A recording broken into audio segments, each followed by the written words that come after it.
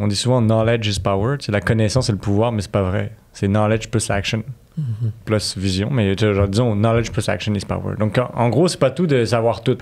Il faut mettre en action. Hey, salut toi, bienvenue dans le podcast Making Money. Alors les gens qu'on va avoir comme invités ici, c'est du monde qui a réussi à bâtir de quoi de solide. Ils ont fait de l'argent. On va piger dans leur tête, dans leur mindset pour pouvoir te donner des modèles d'affaires réplicables. Ce qu'on veut donner finalement, c'est du contenu de qualité gratuitement. À bientôt.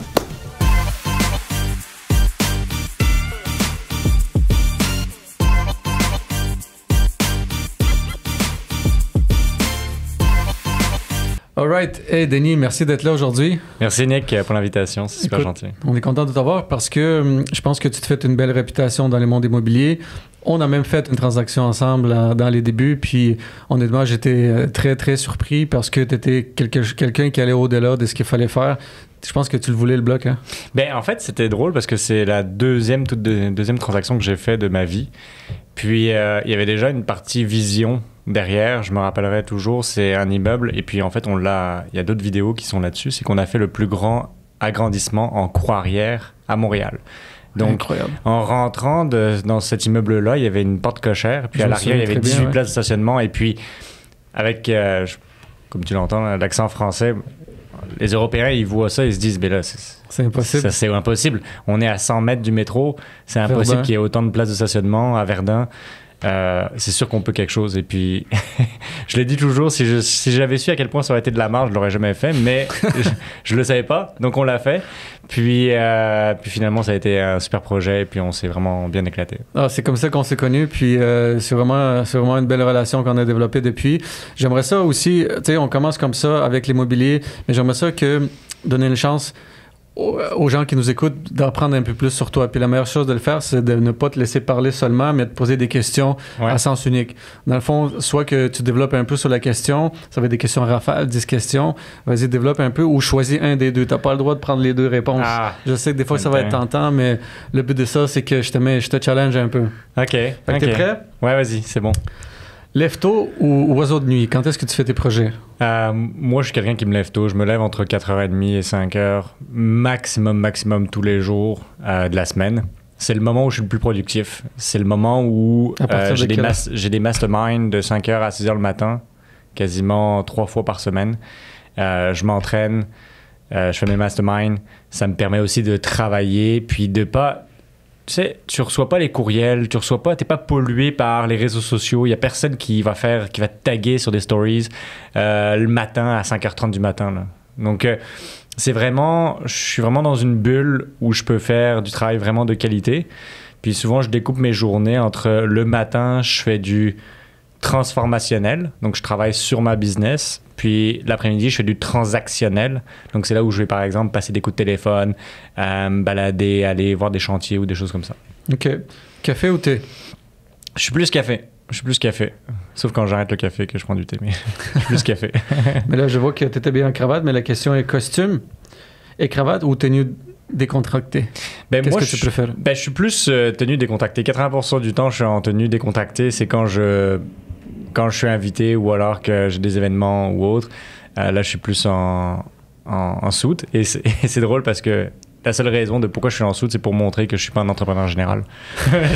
Donc, c'est juste de montrer que je sais rien faire avec mes mains. Et puis, si vous venez me voir, c'est pas pour me demander comment poser du gyps. Donc, mais non, je suis décontracté 80% du temps. Tu t'y connais, mais c'est pas ce que tu fais. T'as pas un t-shirt air climatisé. Non, c'est ça. J'ai une connaissance parce que on a aussi une compagnie de construction, donc une connaissance mais c'est pas moi qui gère ça, c'est plus un de mes partenaires. OK, parfait. Mais comme tu te lèves tôt, la question qui se demande beaucoup, c'est salle de sport ou entraînement à plein air? J'ai essayé beaucoup de fois la salle de sport, mais j'ai une allergie à la salle de sport. J'ai l'impression d'être claustrophobique, genre comme de vraiment de me sentir limité, trapped, genre de me sentir enfermé quelque part. Je suis quelqu'un qui fait des ultramarathons, donc des courses de 80 km en montant dans la forêt. Puis ça dure des fois 8, 10, 12, 15 heures, 20 heures. Donc, tu fait le 75 Hard? Ouais, ben là, je suis en train de... Ben, en fait, je suis dans le Live Hard. Okay. Donc, en gros, c'est une année complète où... c'est ça. Mais je Pour les gens qui connaissent pas 75 Hard, est-ce que tu peux le décrire genre en 2 phrases? C'est quoi? Ouais, dans le fond, c'est un programme qui a été bâti par Andy Frisella, qui est en gros... Tu commences par un 75 jours où tu as plusieurs tâches que tu dois faire.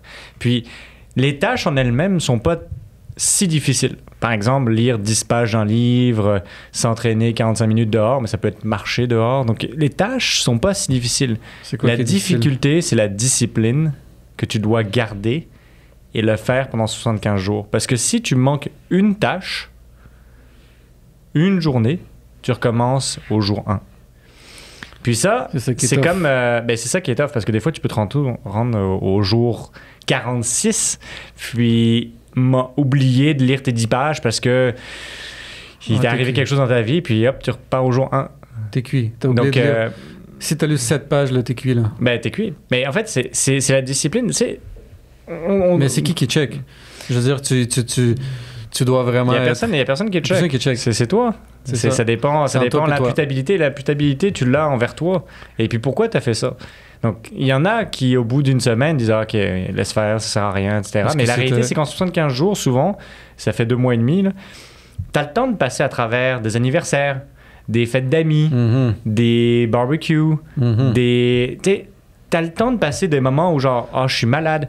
Et puis, la difficulté de ce challenge, c'est pas de le faire quand tout va bien. C'est de le faire quand, je sais pas, ta femme est partie 3 semaines en Europe, puis t'es toute seule avec la petite, puis le chien, puis il faut que tu gères tout. Et puis qu'en plus de ça, il faut que tu t'entraînes 2 fois 45 minutes, plus ci, plus ça, plus ça, plus ça. C'est ça. Et puis la vie, c'est ça. La vie, c'est comment tu peux garder ta discipline et faire des choses que tu t'es engagé à faire quand toutes les étoiles sont pas alignées. C'est vrai, c'est ça la discipline. Est-ce que t'es déjà arrivé de tricher? Non, j'ai jamais triché. Ça sert à quoi? C'est pour toi que tu le fais. La réalité, c'est... j'ai triché dans plein d'affaires, mais pas... des fois, quand je joue à la pétanque avec ma femme. Mais non, mais pas là-dedans. Il faut se rappeler pourquoi tu fais ça, en fait. C'est juste... Si tu triches, c'est qu'au final, le pourquoi tu fais ça n'est pas assez grand. Exactement. T'as tout à fait raison. Bon, on continue. Écoute, Bigger Pockets ou $1 million listing? Quel est ton plaisir coupable dans l'immobilier? Je suis plus Bigger Pockets que $1 million listing, mais $1 million listing, ça permet de rêver un petit peu quand même. Mais disons que dans mon day-to-day, c'est le Bigger Pockets. Avant de filmer le podcast, il dit « Je vais choisir les deux ». Je dis « Non, Denis, juste à droite d'un choix. c'est bon, je fais la moitié. » Maison rénovée ou clé en main? Je pense que c'est évident. Oui, non, c'est ça. Moi, je fais du value added. Donc, je crée de la valeur. On rajoute des logements, on convertit des immeubles commerciaux en résidentiel. On fait des agrandissements, on fait des rénovations. On fait des rénovations de patrimoine. On fait un paquet de choses.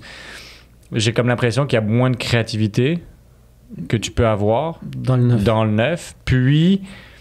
j'ai l'impression... Et puis, c'est peut-être aussi parce que dans le passé, j'ai eu beaucoup de compagnies technologiques, puis je m'occupais beaucoup de toutes les opérations, puis j'ai bâti de la machine à saucisses. J'ai fait des processus pour que ça soit répété 50 fois, puis je me suis rendu compte que je pense que j'ai moins d'excitation maintenant, parce que je l'ai déjà fait beaucoup, à me dire, je vais me lancer dans un projet de neuf de 10 triplex, que je vais faire back à back, tac, tac, tac, tac, et je vais reproduire la même... ça. Donc, je suis beaucoup plus dans la rénovation à Montréal, de travailler avec l'existant, de travailler avec des propriétés qui sont de 1870. Pour les gens qui le connaissent, ils le savent, mais on a sûrement beaucoup de nouveaux écouteurs, de nouveaux personnes qui vont nous écouter, qui vont plutôt apprendre à te connaître. Puis Denis, il fait des formations à la MREX, une des très bonnes écoles pour apprendre sur l'investissement immobilier. Je pense que ça vaut la peine de considérer. On continue avec ça. Denis, écoute, la prochaine question, préfères-tu un gratte-ciel, un condo avec une belle vue ou une maison sur le bord de la mer?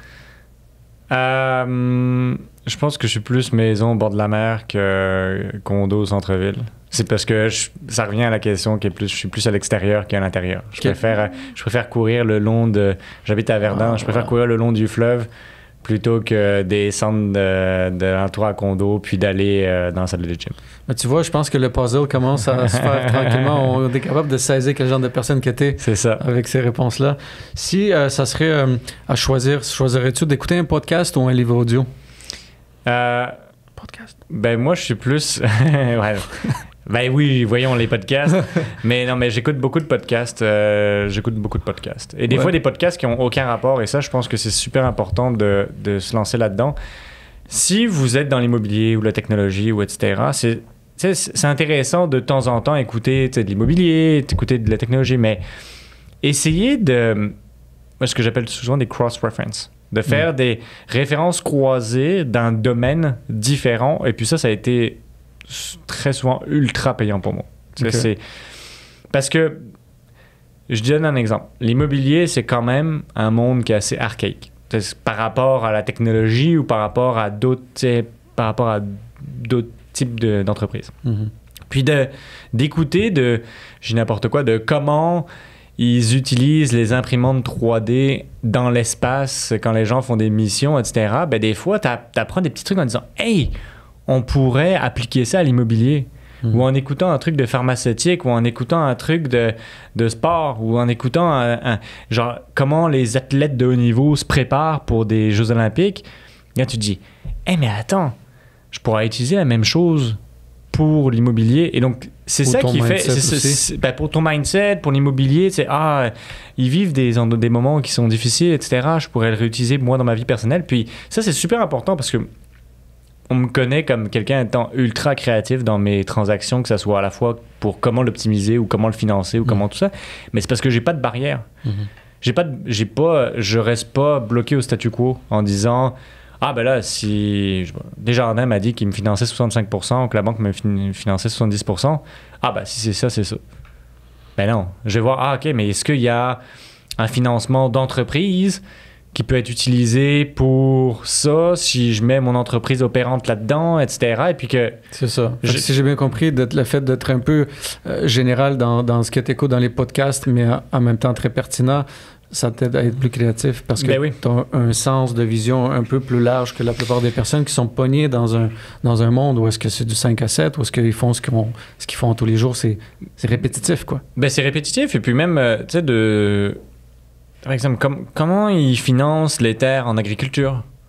Est-ce qu'il y a une façon semblable qu'on pourrait utiliser pour faire du financement de multilogements? Tu sais, je sais pas. Tu sais, des fois, c'est comme... Des fois, il y a des façons que tu peux... Ou genre la garantie en immobilier, on donne toujours des garanties de premier rang ou deuxième rang, de façon générale. Donc, est-ce qu'il y a moyen que je donne une autre type de garantie? Tu sais, il y a comme plein de choses. Ça se fait beaucoup dans le monde de la technologie. C'est parfait. Puis là, tu arrives à des investisseurs, puis tu as des investisseurs, oui, si c'est des investisseurs qui ont toujours travaillé dans le monde de l'immobilier, ça va paraître un peu farfelu, mais il y a des personnes qui ont fait énormément d'argent en technologie, là, qui ont beaucoup d'argent à placer, qui veulent se diversifier en immobilier, puis eux, ça leur parle complètement parce que c'est exactement ce qu'ils ont eu l'habitude de faire. C'est vrai, tu as raison. Écoute, très bon point.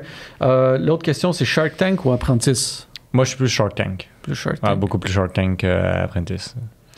Réseautage sur un terrain de golf ou sur LinkedIn?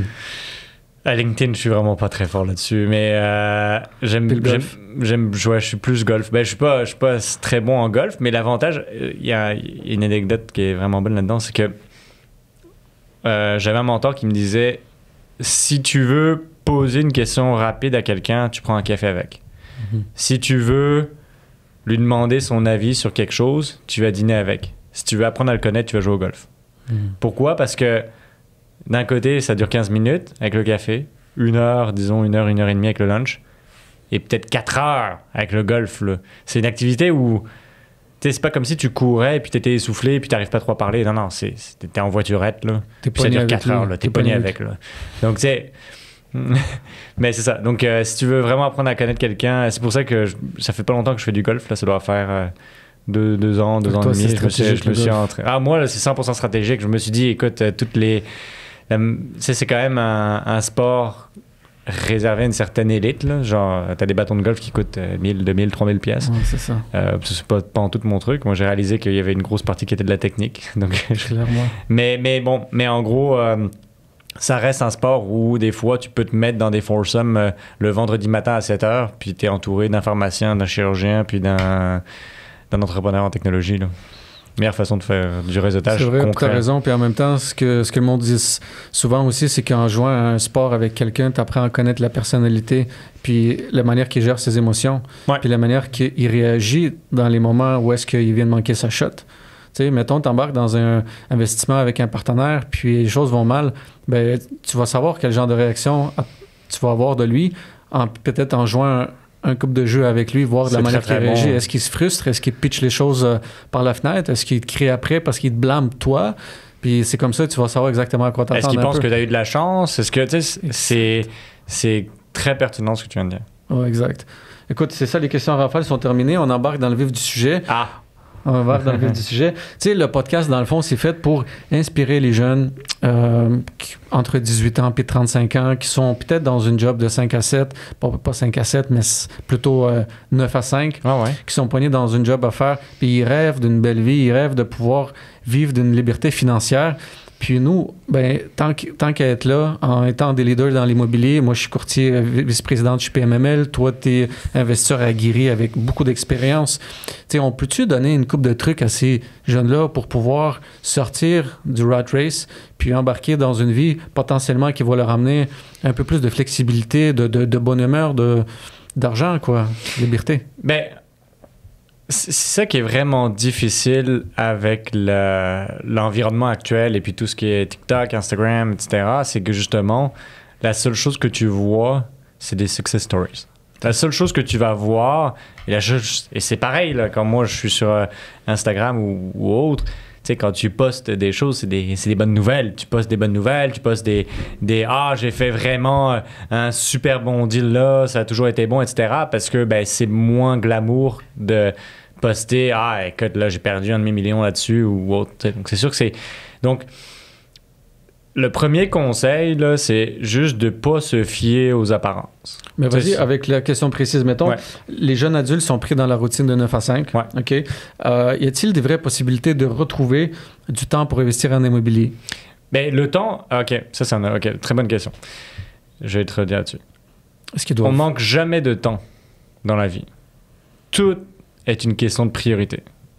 Puis là, c'est drôle parce que là, les personnes n'ont peut-être pas des enfants, mais ça serait la même chose. Si demain matin, je kidnappais ta femme ou ton meilleur ami, est-ce que tu libérerais du temps pour aller le chercher?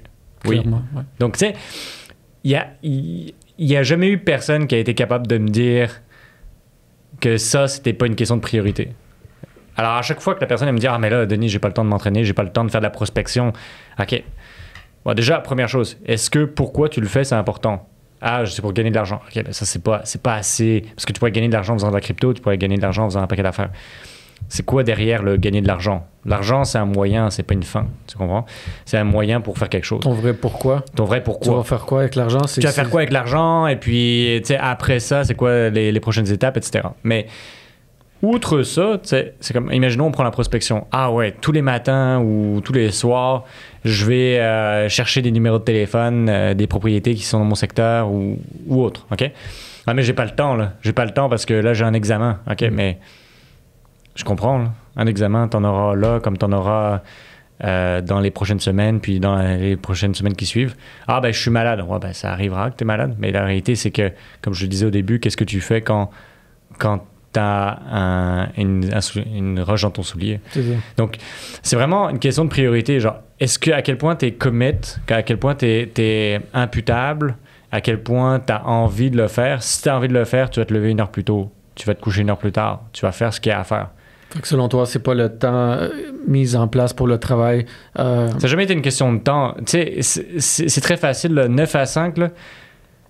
9 à 5, c'est quoi? C'est 8 heures, quoi. 8 heures? Oui, 40 heures, tu sais, on a combien d'heures dans une semaine? Combien? 168. 168. OK, 168 heures. On enlève 40 heures. T'enlèves 40 heures, il t'en reste 128. Tu dors combien de temps? Tu dors... imaginons, t'es un gros dormeur, là. Mettons tu dors 10 heures. 10 heures, là. Ouais. OK. The Rock, il disait, si tu dors plus de 7 heures, dors plus vite. mais imaginons, tu dors 8 heures, OK? 8 fois 56. OK, donc là, t'arrives encore une fois à genre... Il te reste comme un 50. Imaginons, tu manges, tu bois, etc. Il t'en reste des heures. Puis, un exercice que je donne souvent très régulièrement à la MREX, c'est comme...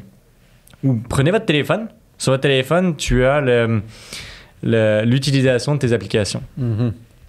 Puis, des fois, tu peux avoir, si c'est pas activé, activez-le. Comme ça va être un reality check. Tu vas voir que tu passes, je dis n'importe quoi, 7h30 par semaine sur Facebook, 12 heures sur Instagram. Donc, à moins que tu sois une personne là, qui est dans les réseaux sociaux, qui fait du brand marketing et tout ça, il n'y a aucune raison que tu passes plus de 20 heures sur les réseaux sociaux. Il y a 0. La plupart des gens, on va se le dire, 95% des gens sur les réseaux sociaux, c'est du entertainment. C'est scrolling. Oui, mais ils s'en rendent pas compte. En fait, c'est ça le truc, c'est que là, c'est rendu à un point, et puis encore une fois, j'étais dans le monde de la technologie. Nous, notre but, c'est d'avoir des minutes d'attention. Okay? Mais tu t'en rends même pas compte. Mais ça fait un reality check quand tu regardes vraiment sur ton iPhone ou sur ton téléphone. C'est quoi l'utilisation dans la semaine? Puis tu vas voir que les 3-4 premières apps, ça va être Facebook, Instagram, TikTok, Netflix, on sait que WhatsApp. C'est immense, Denis. On sait que c'est immense. Mettons, c'est quoi que les jeunes devraient faire au lieu de faire ça? Là? Au lieu de faire passer à travers toutes les reels possibles des chats, des chiens, puis n'importe quoi d'autre. Encore une fois, pourquoi tu fais ça? Genre, est-ce que... OK. Ça te prend peut-être une grosse claque dans la face ou whatever, là, genre pour... Tu sais, c'est toujours la même chose. Les gens deviennent malades avant de faire quelque chose pour être en santé. Tu vois, genre, est-ce que je m'entraîne? Mais... Ah non, c'est quand je suis tombé vraiment crissement malade que genre finalement, je vais prendre soin de ma santé. Puis là, c'est pareil. Là, c'est au bout d'un moment, c'est... tu regardes, c'est quoi ton futur? Est-ce que tu veux prendre ta retraite à 60 ans? Moi, un gros reality check, c'était... J'ai quitté la France en 2013. Et puis, une des grosses raisons, c'est parce que je me disais, c'est sûr que moi, quand je vais arriver à 60 ans, la retraite, elle n'existera plus, là. Ça n'existera plus. C'est nul. Ça n'existera plus. Comme déjà, à chaque année, ils repoussent la retraite de quelques mois parce qu'il n'y a plus d'argent dans les coffres pour payer les retraites, etc. Tu crois que dans 40 ans, il y en aura assez, là?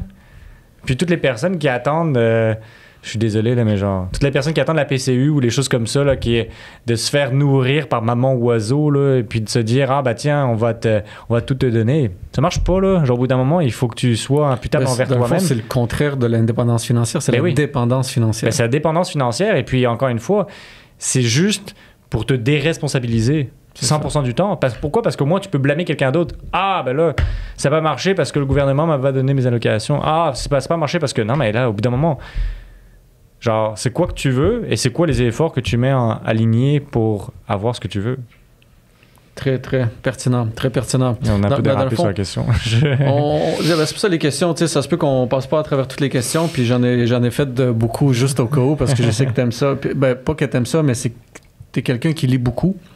Ce que je viens de remarquer dans tes stories en plus ce matin avec ta petite fille qui a joué dans ta bibliothèque puis a mis tout ça par terre. Ouais. C'était drôle, mais par contre, j'ai vu le nombre de livres qui sont présents dans ta vie. Tu sais. Fait que c'est pour ça que les questions ils vont être intéressantes. L'immobilier est souvent vu comme un domaine pour les plus âgés. OK? Comment quelqu'un dans la vingtaine peut-il percer ce secteur sans se faire dévorer tout cru? Parce que déjà, il faut comprendre que l'immobilier, c'est pas glamour. Tu sais, encore une fois, je le dis, là, c'est pas j'ai tradé un shitcoin et puis j'ai fait 1000$ instantanément. Là. Non, tu sais, c'est des bâtisses que ça fait 150 ans qu'elles existent et puis vont exister encore pendant plusieurs centaines d'années. Là. Donc, c'est pas quelque chose de get rich quick. Tu sais, genre, c'est pas la recette du secret que tu vas devenir millionnaire en 22 jours. OK? Mais il y en a qui promettent ça sur les médias sociaux. Ça, on est peut-être pas d'accord sur le principe. Mais ce que je veux dire, c'est que c'est peut-être pour ça que les jeunes, les jeunes sont moins attachés à l'immobilier parce que ça... C'est un truc de mon oncle. OK, c'est le grand-père, OK, il a de l'immobilier, puis là, il faut que tu gères des... Et puis, il y a une grosse aussi a priori, beaucoup d'a priori. Là, si j'ai de l'immobilier, il va falloir que je gère des locataires qui ont des problèmes d'ampoule, qui ont des problèmes de tout ça, etc. Mais la réalité, pas forcément. Tu sais, t'as plein de réponses. C'est juste que les a priori, puis il y a beaucoup d'a priori qui sont ancrés dans le statu quo de la société, qui font que, au final, les gens regardent pas ça. Mais quand tu t'y intéresses un petit peu, tu te rends compte que ça peut être très créatif, tu te rends compte que ça peut être très lucratif, tu te rends compte que ça peut être plein de choses et puis que ça peut... Tu sais, c'est comme je dis toujours, là, c'est que tu plantes des graines pour le futur. Donc, tu vas peut-être pas être riche instantanément, mais par contre, je te promets là, que si tu investis en immobilier, que tu achètes un immeuble à toutes les 3 ans, tu vas devenir millionnaire dans moins de 10 ans. Ça m'amène à l'autre question. Acheter un immeuble, ça prend de l'argent. Tu sais, dans le fond, l'immobilier est souvent vu comme il faut avoir de l'argent pour faire de l'argent. Quels sont les trucs que tu peux donner aux jeunes qui n'ont pas l'argent? Ils ont peut-être des contacts, ils ont peut-être des parents qui ont de l'immobilier. Quels sont les trucs qui peuvent leur aider à trouver de l'argent pour investir dans l'immobilier. On s'entend que, a priori, il faudrait s'éduquer sur l'investissement immobilier. Pas juste prendre l'argent de quelqu'un puis lui promettre n'importe quoi puis acheter n'importe quoi puis te planter. T'sais. Pour ça, il y a des cours comme la MREX. Il y a d'autres institutions qui donnent des très, très bons cours. Dans le fond, c'est ça. Ça serait quoi ta vision là-dessus? Mettons quelqu'un, j'ai pas d'argent. Tu me dis d'investir dans l'immobilier, mais j'ai pas d'argent. Qu'est-ce que... Ben regarde, il y a 2-3 points que tu as mis qui sont très, très bons. La première chose, là, c'est quand tu fais de l'immobilier, tu joues pas au billes. Faut comprendre que, genre, tu parles de transactions qui commencent à peut-être 400, 500... 1 million, 1,5 million, 2 millions. Hey, c'est beaucoup d'argent, là. Si t'es pas capable de dépenser 100, 200, 300, 1000 $, 5000 $ dans une formation, là, ben, pour moi, t'as un gros problème. Et puis, ça a été un blocage au début pour moi parce qu'en France, je paye pas pour de la formation. T'sais. Puis la réalité, c'est que t'as tout sur YouTube. Mais quand tu payes, tu deviens imputable. Genre, c'est toujours la même chose. Là. Tu valorises beaucoup plus quelque chose que t'as payé pour que quelque chose que t'as eu gratuitement. Mais... c'est super important. Pourquoi? Parce que tu vas le rentabiliser 1000 fois. Tu sais, genre, tu vas investir en 5000 en formation, tu vas apprendre un truc, puis finalement, à une inspection, tu vas faire « Ah, OK, ça. Puis je vais pouvoir négocier le prix de 50 000. Boum, tu l'as rentabilisé 10 fois. Ou alors, tu vas pouvoir structurer un financement de façon différente que tu vas mettre 25% de mise de fonds en moins dans ton prochain achat. Donc, il y a comme... Ça, c'est la première chose au niveau de la formation. Au niveau de... Comment tu fais pour commencer quand tu n'as pas beaucoup d'argent? Déjà, la première chose, c'est que tu peux... Il faut vivre humblement, comme tu le disais au début. Là. Quand tu vis humblement, tu vas atteindre la dépendance financière beaucoup plus rapidement. Si tu commences à avoir 18 ans et vouloir t'acheter une Lamborghini, c'est sûr que là, tu vas te mettre des bâtons dans les roues, ça va être très difficile. Moi, j'ai changé de char là, il y a peut-être 3 semaines, puis c'était la première fois que je changeais de char, en 10 ans. Là. Donc, tu sais, c'est pas une priorité pour toi. Mais non, c'est pas une priorité, mais c'est surtout que ça m'a permis d'atteindre mon indépendance financière beaucoup plus rapidement. C'est la première chose. Deuxième chose, avoir le couteau entre les dents. C'est ce que j'ai toujours. Là. Hey Chris, si t'as pas d'argent, là, compense avec autre chose. Compense à faire tous les réseautages, à apprendre toutes les techniques, à grinder sur le terrain, boots on the ground, à chercher, etc. Oui, c'est ça. Moi, j'avais économisé vraiment... Écoute, je mangeais des nouilles ramen là, pendant un bon 2-3 ans là, avant d'économiser une certaine partie de mise de fonds qu'après, j'ai mis conjointement avec un partenaire pour acheter un immeuble un peu plus gros, etc. C'est un petit peu ça qui s'est passé. J'aime ça. On a du jus, là, man. On a du contenu. Ben ouais. Les gens qui nous écoutent, là, je pense que... Essayer d'au moins d'apprendre une petite affaire de... Et l'appliquer. L'appliquer, exact. Juste le fait de faire du bénévolat avec quelqu'un qui connaît ce qu'il fait pour accumuler de l'expérience. Si tu fais juste ça, là, je pense que ta vie a un tournant différent. Ouais, mais non, j'ai pas le temps. Ah oui, c'est ça, pas le temps. J'ai pas le temps. Pas le temps. J'ai pas le temps, mais par contre, je vais être riche comme sur TikTok. J'ai pas le temps, je passe 1 heure en story sur le bol. Écoute, la prochaine question... Vie sociale ou empire immobilier? Tu privilégierais quoi, toi, si tu aurais 25 ans? 25 ans? Ouais. OK. 25 ans, t'es quand même dans tes prime. T'es quand même dans tes années... alors, je comprends, t'es à tes amis, t'as tes trucs, etc. Mais à 25 ans, ben moi, j'avais pas d'enfants. Donc, c'est difficile de dire... Il y en a certains qui, à 25 ans, ils ont des enfants. Là. Mais tu sais, t'as rien qui te retient, là. Tu peux rentrer un petit peu plus tard, là. Au pire, tu as une femme, une blonde ou un chien, ou etc. Là. C'est pas très, très grave si tu rentres un peu plus tard, si tu te lèves un petit peu plus tôt, t'as personne que tu vas réveiller, on s'en fout. Là, c'est le moment où tu dois grinder. Là. Moi, entre 25 et 35 ans, c'est là où j'ai... Entre 25 et 30 ans, disons. C'est là où j'ai vraiment grindé pour monter les business technologiques. Puis, des fois, je travaillais des 120 heures semaine. Là, on parlait de 168. Là. Ouais. 120 heures semaine, ça arrivait. Là. Que je travaillais vraiment beaucoup. J'étais peut-être moins social, pour répondre à ta question si ça doit être encore un « et », un « ou » et non un « et ». Mais moi, je préfère travailler en « et » qu'en « ou ». Mais si ça devait être ça, moi, j'étais beaucoup plus vie professionnelle que sociale. Ben, je pense que c'est ça aussi. Puis tu sais, j'ai été à la conférence de Toronto Conference Multifamily avec Grant Cardone. Je sais pas si t'étais là, toi? Non, j'étais pas là, malheureusement. Justement, ben là, j'avais la vie sociale qui rattrapait. Je pouvais pas être là. Mais j'aurais voulu. Puis ce que Grant dit aussi, c'est qu'à 25 ans, 22 ans, les gars ont tendance à courir après les femmes, après les jupes. Puis là, c'est ça. Puis là, c'est la vie amoureuse. Puis là, elle m'a dit ça. Écoute, laisse les filles, là. De toute façon, t'as pas une scène là, pour les payer des beaux voyages, pour payer des chars de luxe, et les filles, ils veulent de l'argent. Concentre-toi sur ta vie, puis à 35 ans, quand tu vas être prêt, tu vas être bâti, ben, tu bâtiras ta vie. Mais de toute façon, tu le vois, exceptionnelle. les grosses différences. En fait, la réalité, c'est que à 35 ans, la différence entre deux adultes, c'est les choix qu'ils ont fait dans la vingtaine. Ah, c'est vrai. C'est les choix qu'ils ont fait dans la vingtaine. Tu sais, soit tu les vois, ils ont acheté un pick-up à 20 ans et puis là, ils sont comme encore en train de payer les paiements de char du truc. Ou alors, ils se sont dit, ben là, j'achète pas un pick-up, je vais acheter autre chose. Tu sais? Ou alors, ils ont acheté une maison à 21 ans et puis il y en a un autre qui a acheté un triplex. Puis là, tu te rends compte que la personne qui a acheté le triplex, rendu à 35, ben, il a déjà changé le mindset, il a changé un paquet d'affaires, alors que la personne qui s'est acheté un condo dans le centre-ville, j'ai rien contre les condos dans le centre-ville, mais c'est juste que... Ça aurait pu être bon si le timing était bon, mais un triplex, c'est bien mieux. Ben, c'est ça. C'est ça. Et tu sais quoi, le temps nous file vraiment rapidement. Écoute, okay. Ça va super vite parce que tu es un gars super intéressant. Mettons que, pour en finir, là, le nerf de la guerre de l'immobilier, c'est de l'argent.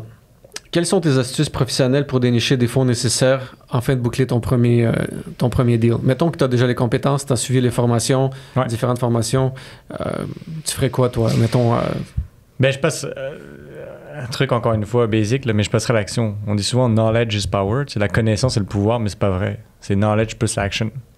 Plus vision, mais genre, disons « knowledge plus action is power ». Donc, en gros, c'est pas tout de savoir tout. Il faut mettre en action. Moi, j'ai toujours dit, là, exactement comme l'exemple que j'ai donné tantôt, tu m'arrives avec un deal, puis à la meute, multilogement, un programme de la MREX, là, ça arrive tout le temps. Là. Il y a des personnes qui n'ont pas d'argent, qui soient jeunes ou pas jeunes, là, ça ne change rien. Là. Mais ils mettent en application des choses, ils voient des deals, ils créent des deals. Moi, les 11 dernières propriétés qu'on a achetées étaient sur Centris, depuis plus de 200 jours. Mais il n'y a plus de deals sur Centris, il n'y a plus rien sur Centris. Puis... Tu sais, ils pensent que ça prend genre un réseau obscur, underground, etc. Non, c'était sur Centris pendant 200 jours, puis il n'y a personne qui regarde, de la même façon que moi je regarde. Ouais. Puis, il suffit qu'ils appliquent les connaissances ou qu'ils soient créatifs, ou etc. Boum, là, ils vont voir un deal. OK, après, ils vont poser des petites questions. « Hey, Denis, comment tu finances ça? » OK. Puis là, ils vont structurer le deal. Puis là, ils vont tomber sur, je sais pas, là, à la meute multilogement, peut-être un médecin ou même un investisseur qui a été très, très, très actif, puis là, il est rendu passif, ou alors peut-être il est rendu un peu moins actif, etc. Puis lui, il a comme déjà 100 portes, 150 portes, puis ça ne le tente plus trop d'acheter un 8 ou un 12, mais lui, ça ne le dérange pas de mettre 300 000 de mise de fonds s'il récupère en 12 mois, puis qu'après, il garde 50% du deal. Si le deal est bon, il n'y a aucune raison qu'il n'y a pas de personne qui investisse avec toi. Puis la deuxième chose, c'est la stratégie de l'océan bleu. Je sais pas si tu connais ça, c'est un autre livre, c'est Blue Ocean Strategy, c'est un très très bon livre. T'sais, si tu cherches là où tout le monde cherche, c'est comme l'océan rouge. Il y a comme 12 requins pour un poisson. Là, tout le monde essaye de « OK, il est où le poisson? On va le manger, etc. » Mais il y a 12 requins, donc c'est l'océan rouge parce qu'il y a plein de sang dans l'eau, etc. L'océan bleu, c'est justement, tu es un requin pour tous les poissons. Donc des fois, c'est de voir les choses de façon différente. Il y en a qui pensent qu'ils vont réussir à lever des capitaux dans des soirées mensuelles immobilières. Il y a tout le monde qui cherche ça. Dans les soirées mensuelles immobilières, il n'y a que des investisseurs. T'es dans l'océan rouge. T'es dans l'océan rouge. Si tu as un médecin à l'intérieur qui est prêt à déposer, puis je donne un exemple de médecin, mais genre quelqu'un qui a beaucoup d'équité, beaucoup d'argent, etc., qui veut placer, lui, il est dans l'océan bleu parce qu'il y a plein d'investisseurs qui ont plein de projets, etc. Mais toi, tu es dans l'océan rouge. Donc, peut-être qu'il faudrait que tu ailles dans les soupers caritatifs de l'hôpital Sainte-Justine. Sure. Bon, ben là, toi, t'es dans un autre truc. Puis là, au début, la première chose que tu dis, c'est pas « Hey, j'ai des investissements immobiliers ». Non, c'est « Ah, vous faites quoi dans la vie? Ah, moi, je suis chirurgien. Toi, moi, je suis truc, etc. » Toi, ben, moi, je fais de l'investissement immobilier, etc. Puis j'en ai « Ah, OK, ça m'intéresse, etc. » Puis eux, ce que voient les personnes, c'est qu'ils n'ont pas forcément le temps. Puis toi, tu as le temps et les connaissances. Ils n'ont pas forcément le temps ni les connaissances. Puis toi, tu as le temps et les connaissances. Puis toi, tu n'as pas d'argent. Puis eux, ils ont peut-être de l'argent. Donc, tu sais... Excellent conseil, Denis. Excellent conseil. Écoute, j'apprécie. Puis ça m'amène à un autre point. Des fois, de l'argent qui dort dans l'équité chez les parents, chez les grands-parents. Ouais. Tu sais, de l'immobilier, ont peut-être un condo ou un 8plex que ça fait longtemps qu'ils en prennent pas soin. Puis il y a de l'équité qui dort. Fait que des fois, pour leur vendre ce genre d'immeuble-là, aller chercher de l'argent qui dort, puis réinvestir dans des projets qui sont qui sont ce que tu fais, toi, de la valorisation, de la plus-value. Fait que ce que je vous conseille, tout le monde, c'est que pour finir avec ça, c'est que pour les formations, contactez Denis. Pour la vente d'immeubles, contactez-moi. Je suis spécialisé en vente de multilogement. Si vous voulez liquider des immeubles pour vous liquidifier pour vos prochaines acquisitions, je suis là. Denis, c'était un grand plaisir. Merci d'être là. Je te remercie beaucoup, Nick, pour l'invitation. Pour la dernière fois. On en refera un autre avec toutes les autres questions. Ah si, il en reste encore la moitié. Je te remercie. Bye. Merci. Ciao.